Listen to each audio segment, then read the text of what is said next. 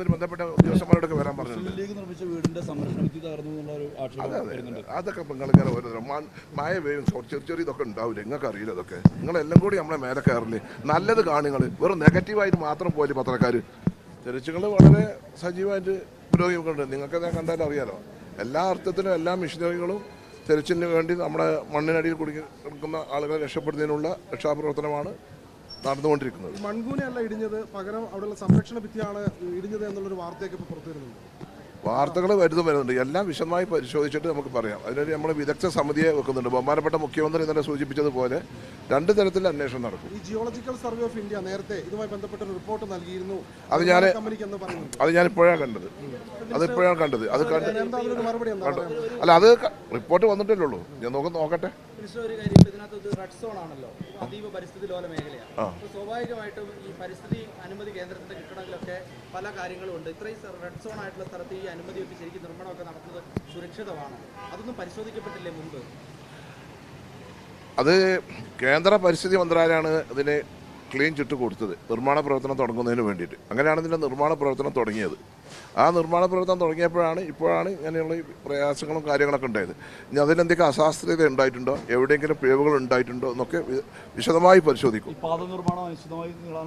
അതില്ല, നമ്മളെ ഒരു പാത നിർമ്മാണം നിർത്തിവെക്കുക എന്നുള്ളതല്ല ഉദ്ദേശം. സുരക്ഷ അതാണ് ഇതിന് മെയിൻ ഘടകം. അതെല്ലാം പരിശോധിച്ചിട്ട് എങ്ങനെ അത് മുന്നോട്ട് കൊണ്ടുപോകണം എന്നുള്ളതാണ്. അല്ലാതെ ഒരു പദ്ധതി ഉപേക്ഷിക്കുന്ന ഒരു പ്രവണത സർക്കാരിന്റെ ഭാഗത്ത് നിന്നില്ല. പല കാര്യങ്ങളും മറച്ചു വെച്ചിട്ടാണ് ഇത്തരത്തിൽ അനുമതിക്ക് വേണ്ടി ശ്രമിച്ചതെന്ന് ഒരു വിമർശനം നിലവിലുണ്ട്. അതോടൊപ്പം അത് പരിശോധിക്കും. വിദഗ്ധ സമിതി അത് പരിശോധിക്കും, തീർച്ചയായും പരിശോധിക്കും. എല്ലാ കാര്യങ്ങളും അന്വേഷിക്കും. ഈ വന്ന സ്ഥിതിക്ക് ഇപ്പോൾ പുറത്തു വന്നിട്ടുള്ള എല്ലാ വിഷയങ്ങളും സർക്കാർ ഒരു കമ്മിറ്റി വെച്ച് വിശദമായി പരിശോധിക്കും. 2 തരത്തിലുള്ള അന്വേഷണം നടക്കും.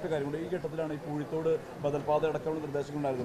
അപ്പോൾ കുറച്ചുകൂടി സുരക്ഷിതമായിട്ടുള്ള പാതയാണ്. അതിനുവേണ്ടി ഒരു സമ്മർദ്ദം അതിന് കഴിഞ്ഞ മാസം ഒരു മീറ്റിംഗ് ബഹുമാനപ്പെട്ട കൽപ്പറ്റ MLA കൃഷിമന്ത്രിയുമായ ടി സിദ്ദീഖിൻ്റെയും വടകര ലോക്സഭാ MP ഷാഫിയുടെയും അതുപോലെ തന്നെ പേരാമ്പ്ര MLA ഫാത്തിമ തേടിൻ്റെ സാന്നിധ്യത്തിൽ എൻ്റെ സാന്നിധ്യത്തിൽ മീറ്റിംഗ് ബന്ധപ്പെട്ട ഉദ്യോഗസ്ഥന്മാരെ വിളിച്ചിരുന്നു. അതിൻ്റെ ഇൻവെസ്റ്റിഗേഷൻ എടുത്തത് ഊരാളുക്കലായിരുന്നു. അത് പാതി വൈര് നിൽക്കുകയാണ്. അവർ പറയുന്നത് ഫോറസ്റ്റ് സർവേ നടത്താൻ വേണ്ടി ഫോറസ്റ്റ് അനുവാദം കൊടുത്തിട്ടില്ല. അപ്പോൾ അതിന് ഒന്ന് പഠിച്ച് ഫോറസ്റ്റിലെ ബാംഗ്ലൂരിലേക്ക് ഫോറസ്റ്റിന് ഒരു അപേക്ഷ കൊടുക്കാൻ വേണ്ടി തീരുമാനിച്ചിട്ടുണ്ട്. അതും സജീവമായി നമ്മുടെ പരിഗണനയിലുണ്ട്. ദുരന്ത നിവാരണ അതോറിറ്റി നേരത്തെ ഇവർക്ക് നോട്ടീസ് കൊടുത്തിരുന്നല്ലോ, ഇതൊക്കെ മാറ്റണം, അപകട സാധ്യത എന്നൊക്കെ. പക്ഷേ എന്നിട്ട് അവർ ചെയ്യാത്ത സാഹചര്യത്തിൽ ദുരന്ത നിവാരണ അതോറിറ്റിക്ക് എന്തുകൊണ്ടാണ് കർശനമായ നടപടി സ്വീകരിച്ച് അവരെ കൊണ്ട് ചെയ്യിപ്പിക്കാൻ പറ്റാത്തത്? കാരണം നിയമമുണ്ടല്ലോ. അതാണല്ലോ ഒന്നിൻ്റെ ബഹുമാനപ്പെട്ട മുഖ്യമന്ത്രി പറഞ്ഞത്. വീഴ്ച എവിടെയൊക്കെ ഉണ്ടായിട്ടുണ്ടോ, ജില്ലാ ഭരണകൂടത്തിന് വീഴ്ച ഉണ്ടായിട്ടുണ്ടോ, എല്ലാ കാര്യങ്ങളും പരിശോധിക്കും. നേരത്തെ ADM അവിടെ പരിശോധന നടത്തിയിരുന്നു. പൊതുമരാമത്ത് വകുപ്പിന് റിപ്പോർട്ട് നൽകിയതാണ് വിവരമുള്ളത്. പൊതുമരാമത്ത് വകുപ്പിന് റിപ്പോർട്ട് നൽകിയല്ല, പൊതുമരാമത്ത് വകുപ്പിൻ്റെ ഉദ്യോഗസ്ഥന്മാരാണ് അവിടെ വന്ന് പരിശോധിച്ചത്. അത് ഞാൻ മന്ത്രിയായപ്പോൾ വന്നതിന് ശേഷം എനിക്ക് വയനാടിൻ്റെ സാഹചര്യങ്ങളൊക്കെ അറിയുന്നത് കൊണ്ട് എന്തൊക്കെ പ്രവൃത്തിയാണ് നടക്കുന്നത്, ആരാണ് അതിൻ്റെ അതിൻ്റെ മോണിറ്ററിങ് കാര്യങ്ങളൊന്നും അറിയാൻ വേണ്ടിയിട്ടൊരു മീറ്റിംഗ് വിളിച്ചു. ആ മീറ്റിംഗ് വിളിച്ചപ്പോൾ വയനാട് കലക്ടറും കോഴിക്കോട് കലക്ടറും മലപ്പുറം കലക്ടറുണ്ടായിരുന്നു. മലപ്പുറം കലക്ടർക്ക് വലിയ റോളില്ല. അത് ആനത്താരൻ്റെ മാറ്റി സ്ഥാപിക്കുന്നതിനുള്ള ഒരു നിയന്ത്രണം മാത്രമേ ഉള്ളൂ. അപ്പോൾ ആ മീറ്റിങ്ങിൻ്റെ ചർച്ചയുടെ അടിസ്ഥാനത്തിൽ ഈ സ്ഥലം പോയി പരിശോധിക്കാൻ വേണ്ടി തീരുമാനിച്ചു. PWD സെക്രട്ടറി വയനാട് കലക്ടറുമായ ഡോക്ടർ അദീല IAS അതുപോലെ മലപ്പുറം കലക്ടറായിരുന്ന ഇപ്പോഴത്തെ PWD additional secretary Vinod IAS ഒരു സംഘത്തെ ഇങ്ങോട്ട് അയച്ചു. അവർ തന്ന റിപ്പോർട്ടിൻ്റെ അടിസ്ഥാനത്തിൽ ഈ മണ്ണ് കൂട്ടിക്കുന്നത് വളരെ അപകടകരമാണ്, അതവിടുന്ന് മാറ്റണം എന്നുള്ള ഒരു നിലപാട്, അതായത് മാറ്റണമെന്നില്ല. അതിൻ്റെ അടിസ്ഥാനത്തിൽ ജൂലൈ 1-ാം തീയതി മീറ്റിംഗ് വീണ്ടും വിളിച്ചു. ജൂലൈ 1-ാം തീയതി വിളിച്ചപ്പം കൊങ്കൺ അധികൃതർ പറഞ്ഞു ഇതിലെന്താ വെച്ചാൽ ഈ വർക്ക് കൊങ്കണാണ്, ഇത് EPC ടെൻഡറാണ്, അറിയാലോ. EPC ടെൻഡറാണ്. ഇതിൻ്റെ എസ്റ്റിമേറ്റും കാര്യങ്ങളും ഡിസൈനും കാര്യങ്ങളും ഒക്കെ കൊങ്കണ. അവരാണ് വർക്ക് അറിയുന്നത്, അവർ തന്നെയാണ് വർക്ക് അവിടുത്തെ കോൺട്രാക്ടർ, അവരാണ് എഗ്രിമെൻറ്റ് ഒപ്പുവെക്കുന്നതും, അവരാണ് ഇതിൻ്റെ എല്ലാ കാര്യങ്ങളും നോക്കേണ്ടതും. അങ്ങനെയാണ് ഇതിലുള്ളത്. പക്ഷേ ഈ മണ്ണ് മാറ്റാനുള്ള സ്ഥലം കൊടുത്തിട്ടില്ല എന്നുള്ളതാണ്. മണ്ണ് മാറ്റാൻ ഇവിടെ സ്ഥലം കൊടുക്കേണ്ട ആവശ്യമില്ല. മണ്ണ് മാറ്റാൻ അവിടെ അവിടെ പാറൻ്റെ ഇതിനാണ്. അത് നമ്മളതില്ല. ഈ ഗവൺമെൻറ് വന്നിട്ട് 1.25 മാസമായിട്ടുള്ളൂ. അല്ല, ഞാൻ പറയട്ടെ, ഈ ഗവൺമെൻറ് വന്നിട്ട് 1.25 മാസം. നിങ്ങൾ അങ്ങനെ ഒരു നെഗറ്റീവായിട്ട് നമ്മൾ പറയല്ലേ.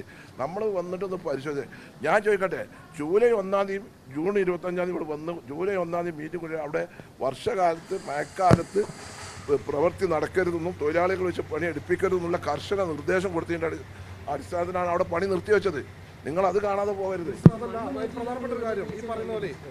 അവർ പറയുന്നത് ആ മണ്ണ് അവിടെ സുരക്ഷിതമാണ്, എന്നാ പറയുന്നത്. അല്ല മിനിസ്റ്റർ, അവിടെ മണ്ണ് അവിടെ നിന്ന് ഇടിഞ്ഞ് താഴത്തേക്ക് വന്നിട്ടില്ലല്ലോ. മിനിസ്റ്റർ, അതായത് അവിടെ നിർമ്മാണത്തിന്റെ അപാകതകളുണ്ട്, ആ നിർമ്മാണം പരിശോധിക്കണം, അവിടെ പ്രശ്നം ഉണ്ടാവും എന്നൊരു റിപ്പോർട്ട് GSI നേരത്തെ കൊങ്കൺ അധികൃതർ കൊടുത്തു എന്ന് പറയുന്നു. അത് നമ്മുടെ ശ്രദ്ധയിൽപ്പെട്ടിട്ടില്ല. ഞാൻ ഇന്നിപ്പോൾ വരുമ്പോൾ ഈ റിപ്പോർട്ടാണ് കണ്ടത്. നമ്മൾ അന്നത്തെ മീറ്റിങ്ങിലും കാര്യങ്ങളും കാര്യങ്ങളും കൊങ്കൺ റെയിൽവേ കൊങ്കൻ്റെ ആളുകൾ പറയുന്നത് വെച്ചാൽ ഒരു പ്രശ്നം ഉണ്ടാവില്ല എന്നുള്ളത്. അവർ ഒരുപാട് ടണൽ നിർമ്മാണ പ്രവർത്തനം നടത്തിയിട്ടുണ്ട്. ഞാൻ അവരോട് പറഞ്ഞു, നിങ്ങൾ കൊങ്കൺ റെയിൽവേ പാത ഉണ്ടായിരുന്നല്ലോ, പിന്നെ ഇത് വയനാടാണ്, മേപ്പാടിയാണ്, അവിടെ സാഹചര്യങ്ങൾ മനസ്സിലാക്കണം, വരണ്ട വ്യത്യാസം മനസ്സിലാക്കണം, പക്ഷല്ല മണ്ണാണ്.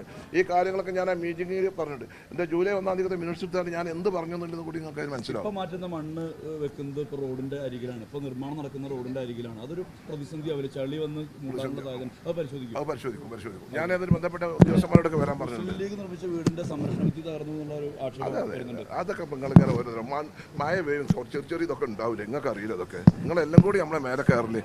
നല്ലത് കാണുങ്ങൾ വെറും നെഗറ്റീവായിട്ട് മാത്രം പോലെ പത്രക്കാർ.